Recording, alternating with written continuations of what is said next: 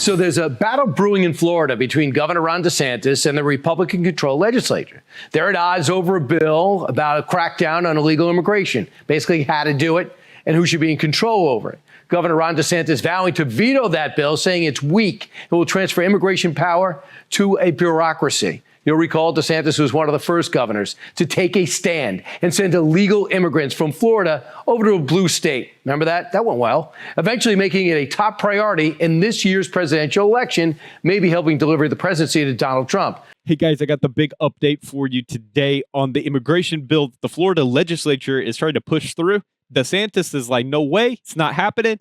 He's vowing to veto it. We're going to give you the full update on this, and then stay tuned to the end of the video, guys, because I'm going to show you this clip of DeSantis talking about his war with Disney and Donald Trump's lawsuits against mainstream media. Crazy stuff, guys. I'll give you the latest update on all that. Don't forget to hit that like button. Okay, check this out. Joining us now to discuss this when where they're at right now locally is Florida Governor Ron DeSantis. Governor, great to see you.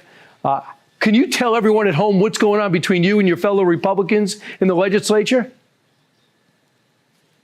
Sure, Brian. I called a few weeks ago for a special session of the Florida legislature to address this issue of illegal immigration and specifically how we could help the Trump administration, based on his executive orders, enforce immigration laws and increase the number of illegal aliens that we're removing from the state of Florida. They have programs that our local and state government can enter into. We want all of our governments to be into that.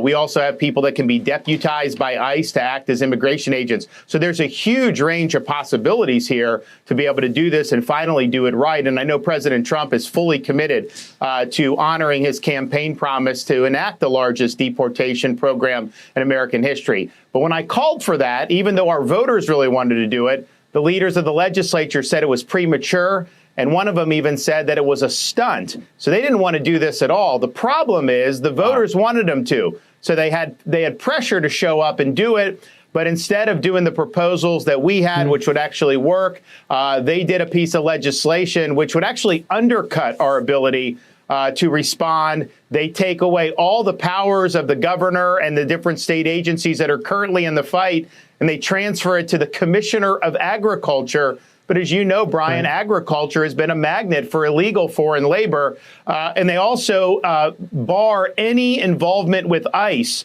unless you do a Mother May I from the Commissioner of Agriculture. So what it does is it masquerades as an enforcement bill, but it makes Florida a de facto sanctuary state. Final point is just this.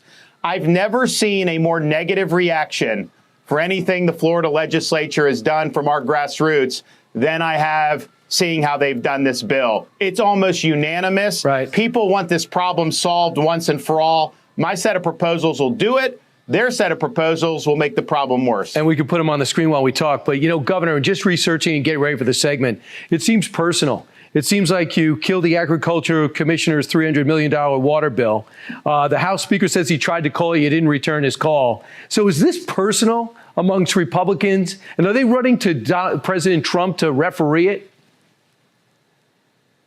So you have to ask them, but I can tell you this, Brian, when you get elected to office, you have a responsibility to do what's in the best interest of the people that put you there. You shouldn't worry about phone calls. You shouldn't worry about these other things. It's not about you. It's not about these personalities. It's not about turf war.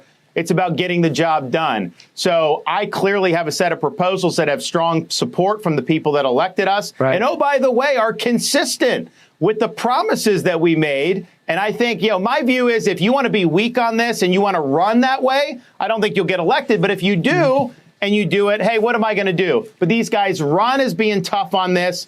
And then when given the opportunity to seize this moment and really deliver history hand in hand with the Trump administration, they squish out and they do something like this. But I do think some of them may be operating more on their own personal agendas. That's possible. But that would help explain why you would do such a stinker bill. Focus on the people. We're not here. It's not about me or the legislature. It's about them. And Governor, you're going to veto this thing. And even though they have a supermajority, it might be trying to override it. Judge by what I see, I don't think they're going to be able to do it. Hopefully they'll come across, because this seems to be a family fight.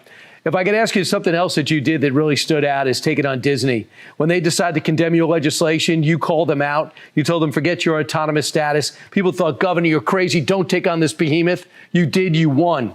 And I think it's directly related to what President Trump's experiencing right now. First, he beats ABC, I think, for $15 million, and they pay out.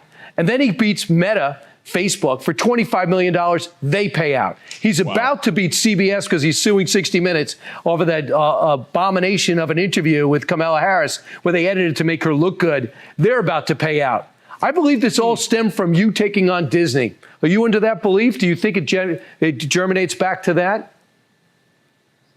Well, I think we were the first to really, and Disney's the 800-pound gorilla in Florida, but we had to do what was right, stand up for kids. We don't want gender ideology imposed. We did remove their special control over this local government, and now we run it with governor appointees. And guess what? They don't have the special privileges, but they're still investing billions of dollars when people said Disney was going to leave Florida. We also did things, Brian, like crack down on ESG. We took $2 billion away from BlackRock in terms of managing our pension fund. So we stood up. We showed that we were on the side of the people. We were successful, and it looks like Donald Trump's having great success as well. And you guys are back on the same page. You guys fight it out, but then you hug it out, which is pretty much tradition, the way he does things. Look at Marco Rubio as Secretary of State, and that Ted Cruz is one of his biggest advocates, and their gloves were off when they were competing, just like you guys were. Governor, thanks so much. Great to see you. Hope you guys can resolve this thing. Okay, guys, the Florida GOP's immigration bill, 100%. It's a betrayal of the conservative principles. Now, we're going to break this down. We're going to talk about it. We're going to discuss it. First of all, guys, thanks for everyone for watching up to this point. If you don't mind hitting that thumbs up like button, helps out the channel. All right, let's jump into it, guys. And y'all support me in the comments. Let me know what you think about all this as we discuss this and talk about this. But my big question is, why is a Republican-controlled legislature pushing a weak immigration bill? Like, of all the things that I expected to happen in the first month of Donald Trump's new administration, this is not what I was expecting. This bill transfers power from the governor, and it gives it to an unelected bureaucracy. That's exactly what's happening in this bill. It limits state cooperation with ICE, and it makes it harder to enforce federal immigration laws. And, oh, by the way, a Republican legislature pushed this through. DeSantis' veto is a stand for true conservative leadership. And, guys, you just got to love the guy. I mean, come on. We need more strong people like DeSantis in positions like governor, president of the United States. Gotta love this guy for getting in there and fighting his own legislature from his own party. He's been one of the strongest governors on illegal immigration, proving it by sending migrants to blue states. I mean, what a bold move. And then backing Trump's deportation agenda. These guys are making, Donald Trump and DeSantis are making a dynamic duo. His proposals empower Florida law enforcement to act rather than relying on bureaucrats who might cave to political pressure. I think it's so sad that people vote and put these people into places of power, and then when it comes down to it, these people bail on the promises that they made to the voters, bowing instead of political pressure. I mean, is this really about policy, or is it about political power? Because some GOP, and guys, you gotta call out who we gotta call out. There are GOP people. I vote Republican. Y'all know this is a conservative Christian channel. But when there are people in the GOP that are pushing back against common sense, you gotta call them out. And some of these GOP lawmakers are more concerned with protecting special interests like the agriculture industry than with securing Florida's borders. We got to call people out on both sides, guys. It's not okay to just call people out on one side. You got to call your own people out. Are these politicians siding with weak establishment policies instead of standing firm with DeSantis and Trump? But the grassroots backlash, it's real. It is real. Florida conservatives overwhelmingly support a tough stance on illegal immigration. So why are their elected officials ignoring them?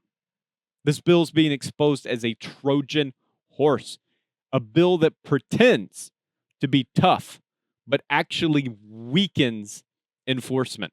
This is the bottom line, guys. 100% bottom line right here. I'm telling you guys, Florida has to remain a stronghold for conservative immigration policies. If the legislator overrides DeSantis's veto, is Florida going to become a de facto sanctuary state? Guys, this can't happen. Do we want a state government that fights for real solutions, or do we want one that caves to establishment politics? It's got to stop. Let your voice be heard, guys. Let's spread the news. Share this video with everyone you know. We got to get the news out there, guys. And you can help out by leaving a comment, guys. Let me know what you think down below. Whether you support, DeSantis, or do you support his stance to veto Florida's immigration bill, or do you think that the Republican legislature's plan is better? Let me know down in the comments, guys. And I don't care if you disagree with me. It's okay. All right, we're adults. We can handle it. Like, put what you think down in the comments. Do you think DeSantis is right? Do you think the legislature is right? Maybe you're not sure. Let me know what you think. And guys, as always, if you're not a subscriber of the channel, hit the subscribe button, guys. Join the difference that we're trying to make in this country by revealing the true facts about what is going on behind the scenes. We're trying to make a real difference, guys. No matter what is happening in the news, we're trying to pry away the mainstream media and see what is actually going on. All right, guys, that is all for today's video. You'll have a great rest of your day. Hey, I'm going to post another video later. So again, subscribe, guys. Subscribe. I'll see you then. Take it easy.